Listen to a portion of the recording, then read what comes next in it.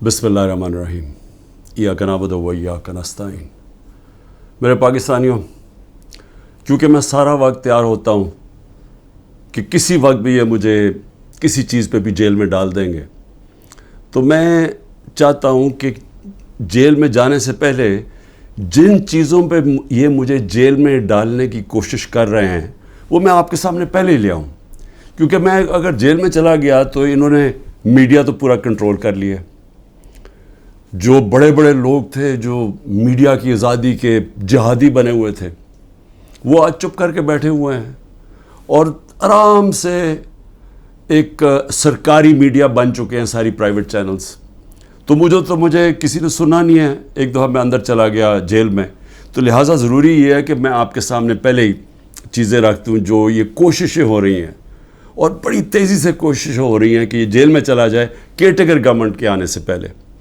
तो मैं सबसे पहले साइफ़र का ज़रा मैं आप सबके सामने रख दूँ कि असल में इनको ये समझ नहीं आई कि जितनी साइफ़र के ऊपर बात होगी, ये जितने भी पावर में बैठी हुई हैं पीडीएम के लीडर्स और जो पुराने आर्मी के चीफ जनरल बाजवा, ये जितनी भी साइफ़र के ऊपर तहकीकात होंगी, इनके ऊपर उंगलियां आएंगी। मजलूम तो मैं था और मेरी गवर्नमेंट थी। हमारी गवर्नमेंट गई, जैसे साइफ़र आया उसके अंदर बार बार मैं बता रहा हूँ कि एक अमेरिकी ऑफिशियल डोनाल्ड लू हमारे एम्बेसडर को कहता है, असद मजीद को, वाशिंगटन में, कि इमरान खान को तुमने वोट ऑफ नो कॉन्फिडेंस में हटाना है। अगर ना हटाया तो पाकिस्तान के लिए मुश्किलात होंगी। और अभी वोट ऑफ नो कॉन्फिडेंस नहीं आई थी, ये गालिबन 6 मार्च था। अगले दिन वोट ऑफ नो कॉन्फिडेंस आ जाती है, टेबल हो जाती है असेंबली में। और उसके बाद फिर जो सारा वो कहते हैं ना, रेस्ट इज़ हिस्ट्री। आहिस्ता क्या, बड़ी जल्दी हमारे लोग भी नाराज़ हो जाते हैं, बैक बेंचर्स भी कहते हैं हम छोड़ रहे हैं, हमारे जो इत्तेहादी है वो भी छोड़ना शुरू हो जाते हैं। तो वो साइफ़र किसके लिए पैगाम था? वो पैगाम उसी के पास था ना जिसके पास पावर थी, जिसके पास एजेंसीज थी, जो इन सब को भेड़ बकरियों की तरह उधर ले जा सकता था दूसरी तरफ और गवर्नमेंट करा सकता था। वो जनरल बाजवा था। तो मैंने बड़ी कोशिश की तब भी कि इसके ऊपर तहकीकात हो। मैंने पहले एक कमेटी भी बनाई जिसमें जनरल तारिक को हमने उसका हेड बनाया। लेकिन यहाँ इतनी ताकत है एक आदमी के पास कि वो जनरल तारिक जैसे आदमी ने भी कहा कि नहीं जी, मैं ये इस कमेटी का हेड नहीं बन सकता। पूरी कोशिश की गई सुपर किंग ने कि किसी ना किसी तरह दब जाए बस साइफ़र की, इसके ऊपर बात ही ना हो। मैं इसलिए कह रहा हूँ कि ये बार बार साइफ़र को लेके आते हैं तो वो उंगलियां तो उधर ही जानी है सुपर किंग की तरफ, और उसने हर बार इस्तेमाल किया। हमारा जब सुप्रीम कोर्ट में केस चला हुआ था, जब कासिम सूरी ने अडजर्न की असेंबली और ये कहा कि साइफ़र में वाज़ेह है कि मुदाखलत हुई है पाकिस्तान के अंदर, और मैं इसलिए अडजर्न कर रहा हूँ कि पहले इसके ऊपर तहकीकात हो, इंक्वायरी हो कि क्या ये साइफ़र, इसके पीछे क्या था। इंक्वायरी में तो पता चलना था कि साजिश हुई है या नहीं हुई। तो उसने जब वो लहराया और उसने एडजर्न की, तो उसके बाद सुप्रीम कोर्ट में चला गया केस। तो सुप्रीम कोर्ट में जो हमारा वकील था, अटॉर्नी जनरल, हम हैरान हो गए, उन्होंने साइफ़र पे बात ही नहीं की। असल इशू तो साइफ़र था, बाकी सारी बातें कर दी, साइफ़र पे बात नहीं हुई। अब समझ जाएं कि प्रेशर किधर से था। प्रेशर तो सुपर किंग के पास इतने ज़्यादा हथियार है प्रेशर्स डालने के लिए। तो वो जो केस हमारा था वो केस ही नहीं लड़ा गया। नईम बुखारी जो असद कैसर के वकील थे, उन्होंने कहा कि अटॉर्नी जनरल ने तो मेरा केस ही ख़त्म कर दिया, क्योंकि उन्होंने साइफ़र के ऊपर बात की। तो ये जो इसको खुफिया रखने की कोशिश की गई, वो कोशिश कर रहे थे जिनको पता था कि तहकीकात से इनके ऊपर उंगलियां आनी है। मैं कोशिश करता रहा कि इसके ऊपर इंक्वायरी हो। जिस तरह मैंने कहा, पार्लियामेंट ने कमेटी बनाई, उसको उन्होंने जनरल तारिक को भी भगा दिया। फिर चीफ जस्टिस साहब को میں نے لیٹر لکھا, سائفر بھیجا کہ اس کے اوپر انکوائری ہونی چاہیے, نہیں ہوئی. تو اب یہ جو انکوائری کرنا چاہتے ہیں ایف آئی اے, میں صرف سوال یہ پوچھتا ہوں کہ پہلے تو مجھے یہ بتائیں, مجھے بلا تو لیا آپ نے انکوائری کے لیے, لیکن مجھے یہی نہیں پتا کہ میرے سے کس چیز کی انکوائری کرنی چاہتے ہیں آپ, تاکہ میں تیاری کر کے آؤں. لیکن میں ایف آئی اے کو بھی یہ کہنا چاہتا ہوں کہ یہ آپ کے پے گریڈ سے زیادہ اوپر بات ہے.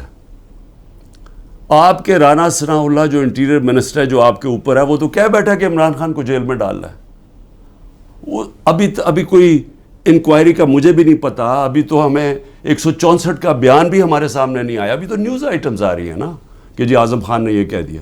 ہمارے سامنے تو ابھی کچھ نہیں آیا, کیونکہ میں نے اپنے وکیلوں سے پوچھا تو کسی کی وکیل کو بھی پتہ نہیں کہ وہ کون سا بیان ہے اعظم خان کا جو 164 پہ آتا ہے. یہ تو نیوز آئٹمز آ رہی ہیں.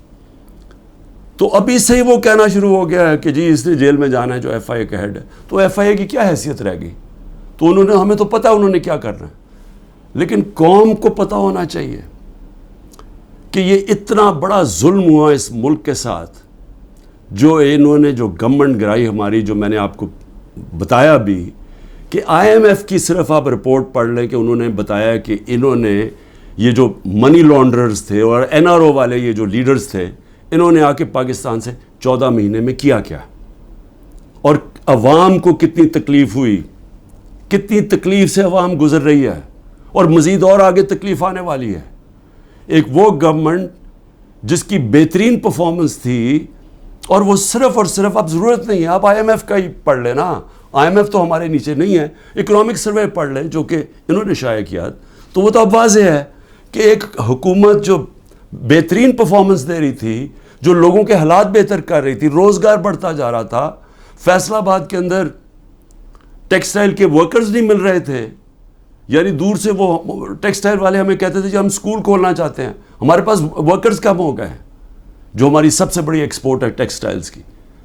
تو ادھر سے وہ گرتے گرتے آج یہاں پہنچ گئے ہیں کہ اسکریپ میں بیچی جا رہی ہے مشینری اب, اور یہ جو اب مزید اور مہنگائی آ رہی ہے. ذرا پوچھیں تو صحیح کہا کہ جو بے روزگاری بڑھتی جا رہی ہے, پوچھیں لوگوں کے ساتھ گزارا ہوتا کیسے ہے, کون ذمہ دار ہے اس کا. یہ سائفر کے اوپر جب تحقیقات ہوں گی تو پتہ چلے گا کہ کتنی بڑی سازش ہوئی ہے. تو میں تو چاہتا ہوں کہ ایک صحیح معنی میں اس کے اوپر انکوائری ہو. میں تو تب بھی کوشش کر رہا تھا, لیکن تب تو ہونے نہیں دی. تو اللہ کرے کہ اس میں سے ہی کچھ چیز نکلائے, لیکن یہ ایف آئی اے نہیں کر سکتی, کہ وہ تو کنٹرولڈ ہے انہی لوگوں سے جو انہوں نے فائدہ اٹھایا یہ سازش سے. دوسری چیز ہے, اب 2 اور میرے اوپر نیب کے کیسز ہیں. ایک ہے القادر. اب القادر کے اوپر میں آپ کو بتا ہی چکا ہوں کہ وہ کیس یہ ہے کہ عمران خان نے ملک ریاض کو فائدہ دلوایا کیونکہ اس نے اس سے پہلے القادر یونیورسٹی بنائی تھی. اور القادر یونیورسٹی کیا ہے؟ چیریٹی کی یونیورسٹی.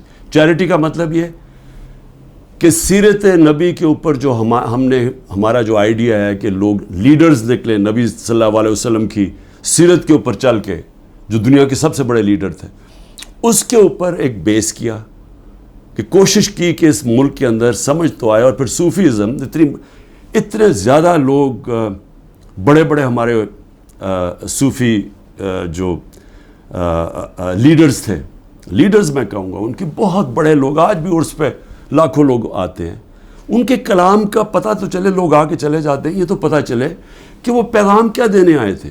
تو ایک تو یہ, اور پھر دوسری ٹیکنالوجی.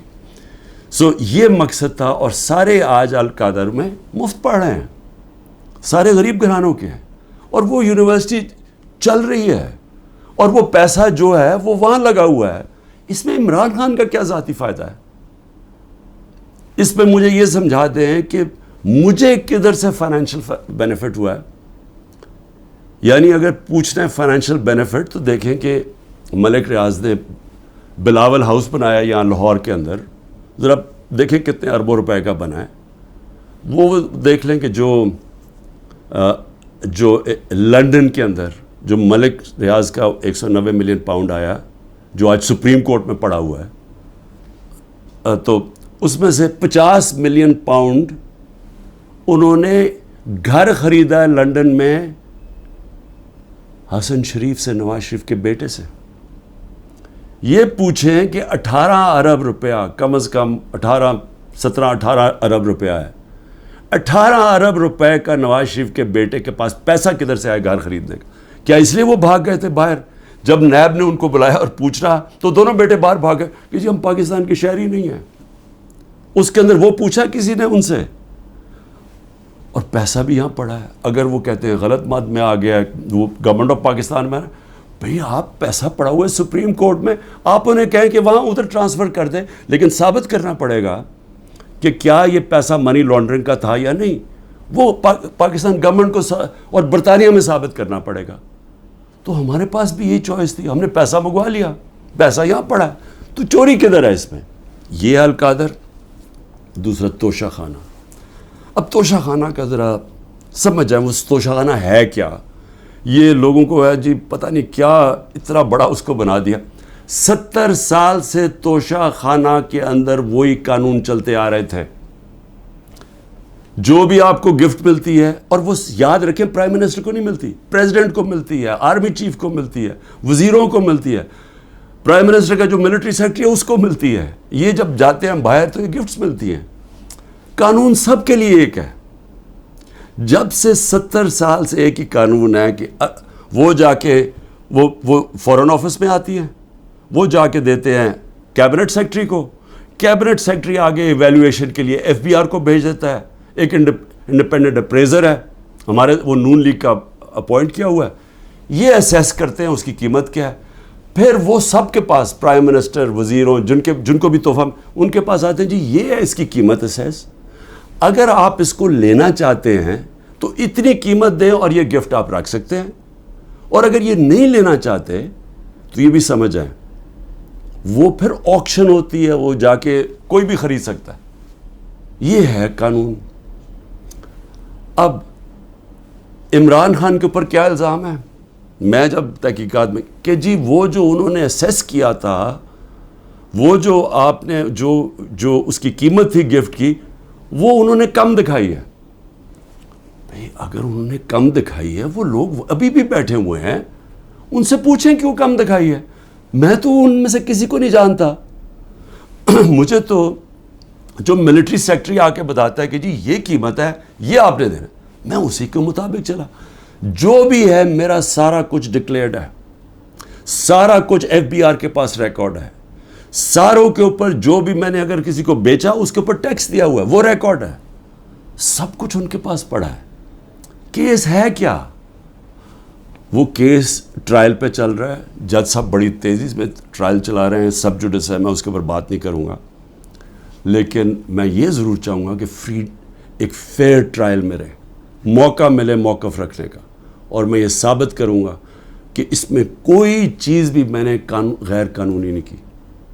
لیکن جو میں پوچھنا چاہتا ہوں آج، اچھا 3 توشہ خانہ کے اوپر کیس کدھر ہو رہا ہے؟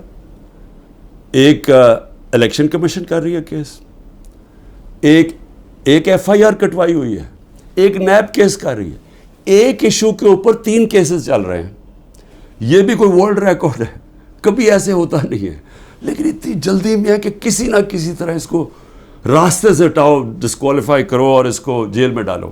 اب میں صرف آج نیب چیئرمین سے بڑے آپ کی وجہ سے مجھے وہ جس طرح اٹھایا گیا، آپ بھی ایک اس میں آپ کی وجہ تھی، اور بھی جس نے بھی حکم دیا تھا کہ غیر قانونی اور غیر آئینی طور پہ مجھے 9 مئی کو جس طرح ذلیل کر کے اٹھایا گیا مجھے اسلام آباد ہائی کورٹ سے، اس میں آپ کا بھی ہاتھ تھا. میں سوال یہ پوچھنا چاہتا ہوں کہ چلیں میں تو یہ نیب کے کیس فیس کر رہا ہوں اور کروں گا، کئی ملک سے باہر نہیں بھاگوں گا، یقین کریں سارے کیس فیس کروں گا. لیکن میں صرف سوال یہ پوچھتا ہوں کہ آپ کا ضمیر کوئی جاگتا نہیں ہے جب آپ کو پتہ چلا ہے کہ توشہ خانہ کے اندر چوری ہوئی ہے، اور چوری نیب کے اندر بھی پتہ ہے، وہ کیس نیب میں بھی پڑا ہوا تھا، لیکن آپ نے بند کر دیا وہ. تو عوام کے لیے میں کیا بتانا چاہتا ہوں، وہ چوری کیا تھی؟ توشہ خانہ کا قانون ہے کہ گاڑی، جب بھی کوئی گاڑی گفٹ کرے، جو مجھے بھی ایک گاڑی گفٹ ہوئی تھی، آپ توشہ خانہ سے وہ نہیں لے سکتے. آپ اگر اس کی ان کے زمانے میں یہ بھی ان کے زمانے میں 20% دیتے تھے قیمت. مثلا اگر 10 روپے اس کی قیمت آتی ہے یعنی ویلیو ہوتی ہے گفٹ کی, تو ان کے زمانے میں 20% دیتے تھے, 20 روپے دیتے تھے اور پھر لے لیتے تھے. ہم نے جا کے اس کو 50% کر دیا, یعنی اگر 10 روپے کا تحفہ ہے تو 5 روپے دیں گے اور پھر تحفہ لیں گے. ہم نے بڑھا دیا. تو ان کے زمانے میں 20% ہوتا تھا اور پھر بھی گاڑی آپ نہیں لے سکتے تھے. اب میں صرف آپ کو یہ ذرا آپ کو پتہ ہونا چاہیے کہ یہ ہو کیا رہا ہے. دیکھیں نیب چیئرمین کو بھی میں ذرا سوچ رہا ہوں کہ ان کا ضمیر شاید جاگ جائے اس چیز پہ. نواز شریف مرسیڈیز سب سے مہنگی گاڑی ہوتی ہے, بی ایم ڈبلیو اور مرسیڈیز مہنگی ترین گاڑیاں ہیں. وہ گاڑی خریدتا ہے جو کہ اس کو اجازت ہی نہیں ہوتی. 6,36,000 روپے میں سب سے مہنگی گاڑی مرسیڈیز 6,36,000 پہ لیتا ہے. پہلے تو کیا اس کی قیمت دیکھی, کوئی مرسیڈیز اتنی سستی آتی ہے, یعنی اس کی قیمت دیکھیں 42 لاکھ. کوئی مرسیڈیز پاکستان میں 42 لاکھ کی آتی ہے, تو اس نے صرف 6,36,000 دیا اس کا. تو پہلے تو چوری تھی کیونکہ آپ گاڑی نہیں نکال سکتے. پھر ذرا قیمت دیکھ لیں. میں اور بھی ویسے یہاں قیمتیں میں دیکھ رہا ہوں کہ میرے سے نیب والے پوچھ رہے تھے کہ جی آپ نے یہ بڑی آپ نے سستی چیزیں لی ہیں, مجھے تو پتہ ہی نہیں تھا. لیکن ذرا یہ میں ایسی میری نظر پڑ رہی تھی, ایک پرلز کا نیکلس وہ سوچیں صرف 27,000 دے کے لیا نواز شریف نے. پھر میں رولیکس گولڈ بریسلٹ اور رولیکس 1,10,000 روپے پہ لے کے لیا. ون رسٹ واچ, کارٹیئر کی رسٹ واچ, چھوٹی بھی نہیں, اور وتھ ڈائمنڈز, ہیرے لگے ہوئے اس کے اوپر. وہ جی بڑی مہنگی انہوں نے خریدی 40,000 روپے میں. تو کیا نیب کو یہ نہیں نظر آیا کہ نواز شریف نے چوری بھی کی, ایک گاڑی بھی, اور قیمتیں انہوں نے نہیں دیکھی. اس کے بعد زرداری صاحب دیکھ لیں, 3 گاڑیاں نکالی انہوں نے توشہ خانہ سے. 2 بی ایم ڈبلیوز, سب سے جو اس وقت کی مہنگی ترین بی ایم ڈبلیو کی بھی قسمیں ہوتی ہیں 760U, اور بلٹ پروف, یعنی بلٹ پروف کی قیمت آپ سوچ لیں کہ اس کی قیمت کتنی تھی, 10 کروڑ روپے کی. تو وہ انہوں نے ایک بی ایم ڈبلیو وہ نکالی, پھر ایک دوسرا ماڈل وہ بھی سیکیورٹی والی, 2 بی ایم ڈبلیوز, اور پھر ایک ٹویوٹا لیکسس, یہ بھی بلٹ پروف. تو ان کے اوپر کوئی نیب کی انکوائری یا کوئی نہیں ہونا تھا. یعنی کیا طاقتور اگر آج بیٹھا ہوا تو اس کے لیے سارے معاف ہو جاتی ہیں چیزیں. اور یہاں آپ کہہ رہے ہیں کہ جی وہ جو انہوں نے سستی دکھا دی یا وہ مہنگی, تو جنہوں نے سستی دکھائی ہے وہ تو ابھی بھی بیٹھے ہوئے ہیں, پوچھیں ان سے. آگے چلیں جی. میں نیب چیف کو میں پھر سلام کرتا ہوں, آفتاب سلطان کو سلام اس لیے کرتا ہوں کہ ان سے جب کہا گیا یہ جو حرکتیں اب ہو رہی ہیں, انہوں نے کہا میں نہیں کرتا. اور میں نے سنا ہے, کیونکہ جب میں نیب جیل میں تھا تو ساروں نے اس کو اسٹینڈنگ اوویشن دیا جب وہ ریزائن کر کے جا رہا تھا. نیب کے لوگوں نے کہ اتنا کردار کا آدمی. لیکن یہاں ذرا تھوڑا ضمیر اس وقت میں جگانے کی کوشش کر رہا ہوں. موجودہ نیب کے چیئرمین, مجھے یہ بتائیں کہ شہباز شریف اور اس کے بیٹوں کی آپ نے انکوائری بند کر دی. 7 ارب روپے کی انکوائری آپ نے بند کر دی. 7 ارب روپے کی انکوائری بند کیا کی, جس کے اندر یہ بچ ہی نہیں سکتے تھے. کیا کیا انہوں نے, یہاں سے یہ پیسے بھیجتے تھے باہر, یہاں سے ہنڈی حوالے سے باہر پیسے بھیجتے تھے, چوری کا پیسہ.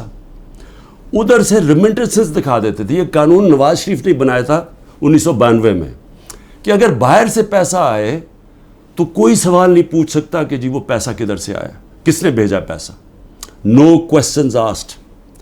یہ منی لانڈرنگ کے لیے خاص قانون بنایا تھا انہوں نے.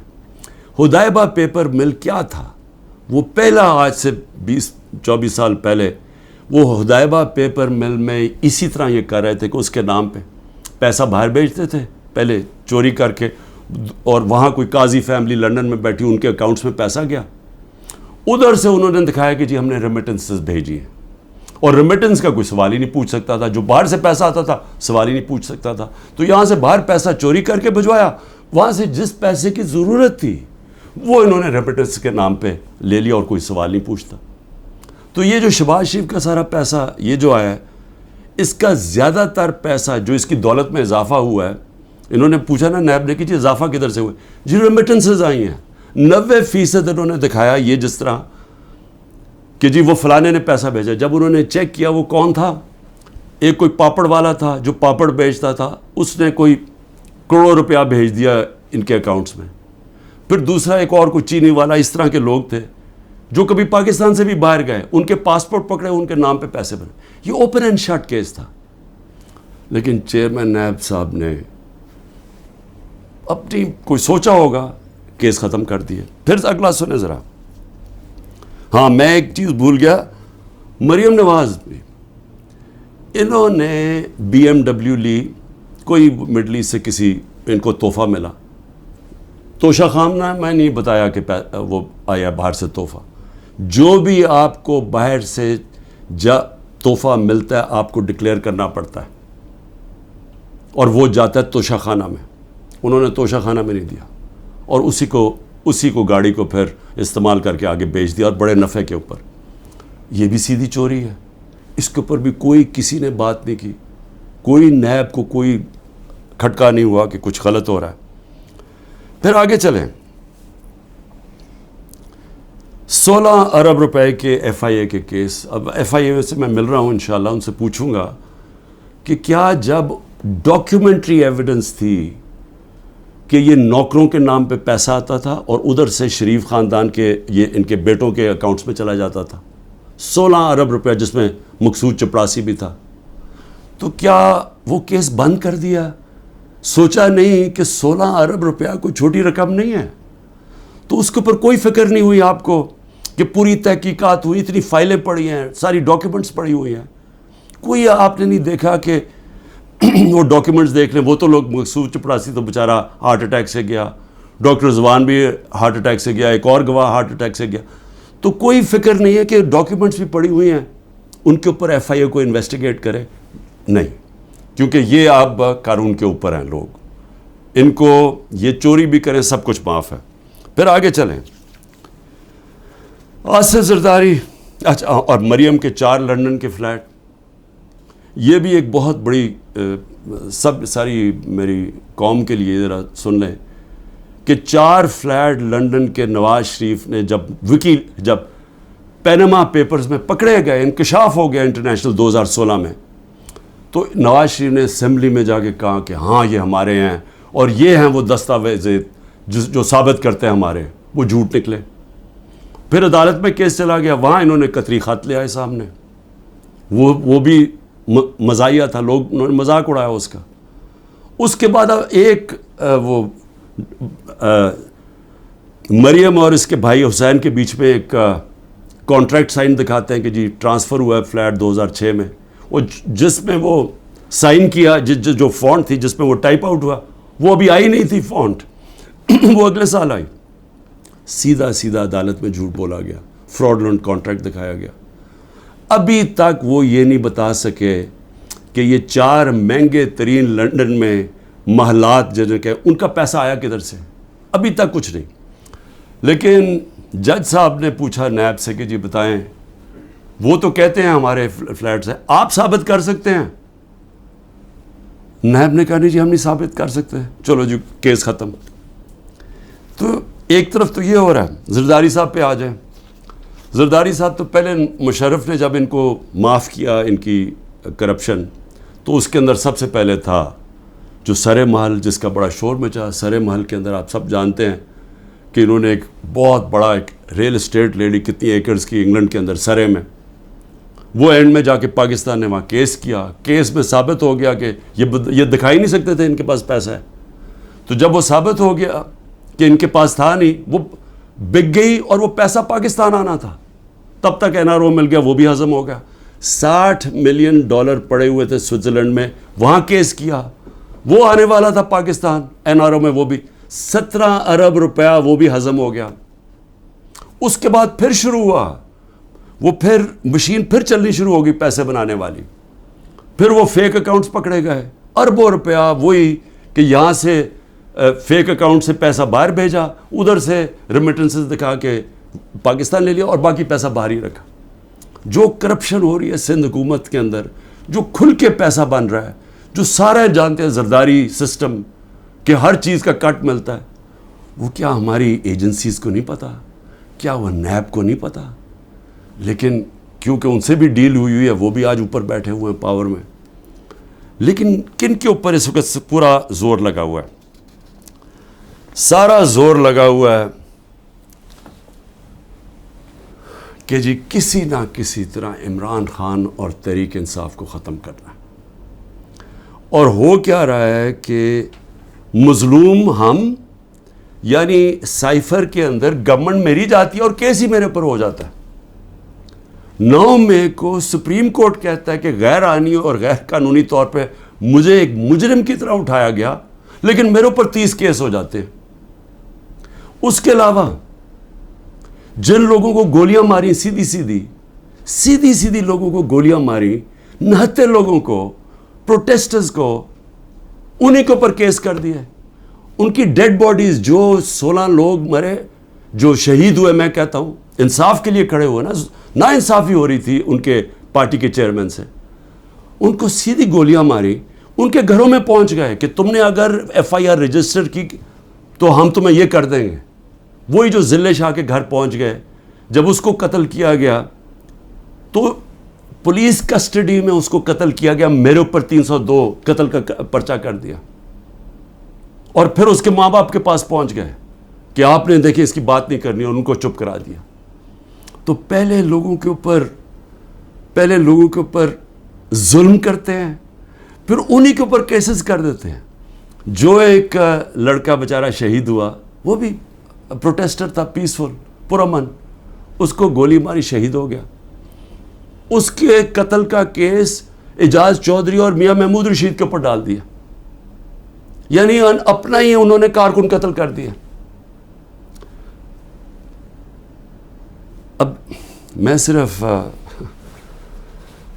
اپنی قوم سے یہ کہنا چاہتا ہوں کہ دیکھیں، میں پھر سے کہتا ہوں، قومیں چلتی ہیں انصاف کے اوپر، اخلاقیات کے اوپر، امر بالمعروف کے اوپر. قومیں چلتی ہیں جب ایک حکومت کی کریڈیبلٹی ہوتی ہے. جب حکومت اپنی کریڈیبلٹی اس لیے رکھتی ہے کہ حکومتیں ڈنڈے سے نہیں چلائی جاتی، کیونکہ انسانی معاشرے میں آپ اپنی عزت کرواتے ہیں، اپنی پرفارمنس سے، اپنی ایمانداری سے، اپنی اخلاقیات سے قوم آپ کی عزت کرتی ہے. جمہوریت کے پاس فوجیں نہیں ہوتی، جمہوریت کے پاس اخلاقیات ہوتی ہے. اس لیے برطانیہ میں جدھر سے ہم نے ڈیموکریسی لی ہے، اگر ان کا پرائم منسٹر ایک چھوٹا سا قانون توڑتا ہے کہ جی کرونا میں آپ نے لوگوں کے ساتھ اکٹھے نہیں ہونا، یعنی آپ نے کوئی گیٹ ٹوگیدر نہیں کرنی، وہ اپنے آفس کے باہر گیٹ ٹوگیدر کرتا ہے، اس کے اوپر پرائم منسٹر کو نکال دیتے ہیں. ان کی اخلاقیات کا معیار دیکھیں. ان کے وہ ایک ہیرلڈ میکملن پرائم منسٹر جھوٹ بولتا ہے، جھوٹ پکڑا جاتا ہے، اس کو نکال دیتے ہیں. یا سارا حکومت ہی جھوٹ پہ چل رہی ہے، کیسز ہی سارے جھوٹ، 180 کیسز کر دیے. کیا کوئی مانتا ہے پاکستان میں کہ یہ ایک آدمی نے 70 سال کی عمر تک کوئی ایک جرم نہیں کیا اور ایک دم چند مہینے میں 180 کیس ہو گئے؟ کوئی مانے گا یہ؟ لیکن ان کو کوئی شرم ہی نہیں ہے. کیا یہ مانے گا کہ میاں محمود اور اعجاز چودھری نے اپنے کارکن کو گولی مار دی ہے؟ کیا میں نے ضلع شاہ کو قتل کر دیا؟ کوئی مانے گا؟ کوئٹہ میں سارا کوئٹہ جانتا ہے کہ اس وکیل کی خاندانی دشمنی تھی، سب جانتے ہیں، ایویڈنس ہے. میرے اوپر 302 قتل کیس کر دیا اس کے اوپر. اور یہ جو سائفر ہے، ہماری گورنمنٹ گرتی ہے اور کیس ہی ہمارے پہ کر دیتے ہیں.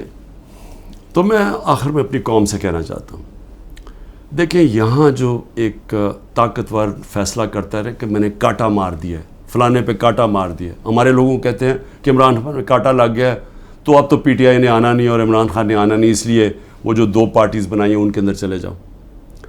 دیکھیں پاکستان کا جو آئین ہے نا وہ کہتا ہے کہ حاکمیت اللہ کی ہے، اور اللہ کے بعد جو عوام کے منتخب کیے ہوئے نمائندے ہیں ان کی ہے. کوئی کانٹا نہیں ڈال سکتا کسی کے اوپر عوام کے علاوہ.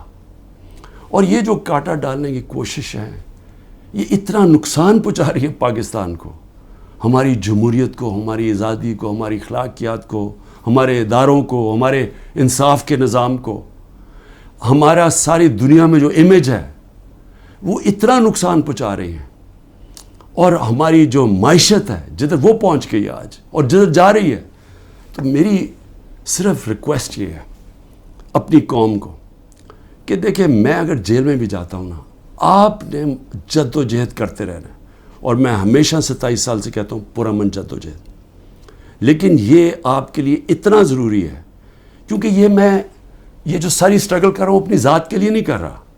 اگر ذات کے لیے کر رہا ہوتا تو میں بڑی پہلے چھوڑ چکا ہوتا. کون اپنی زندگی کو داؤ پہ لگاتا ہے؟ کون کسی کے اوپر 2 دفعہ قاتلانہ حملے ہوتے ہیں اور وہ پھر بھی لگا رہتا ہے؟ یا جیل کے اوپر سارے اکٹھے ہوئے ہیں جس آدمی کے اگینسٹ، وہ کیوں کھڑا ہے؟ کیونکہ میں اس کو سیاست نہیں سمجھ رہا، اس کو عبادت سمجھتا ہوں. ساری دنیا کی تاریخ میں آزادی کے لیے اپنی لوگوں نے جد و جہد کی، اپنی جانیں قربان کی ہیں. کیونکہ اللہ جو اپنی آزادی کے لیے جد و جہد کرتا ہے اور انصاف کے لیے، اس کو اگر وہ مرتا ہے تو اس کو شہید کہتا ہے. اللہ بہت بڑا رتبہ ہے. میں اپنی قوم کو بھی کہہ رہا ہوں کہ اس میں آپ کا مستقبل ہے، آپ کی حقیقی آزادی میں. یہ جو نظام اگر یہ چلتا رہا، پاکستان چھوڑیں، کسی ملک کا کوئی مستقبل نہیں ہے. پاکستان زندہ باد.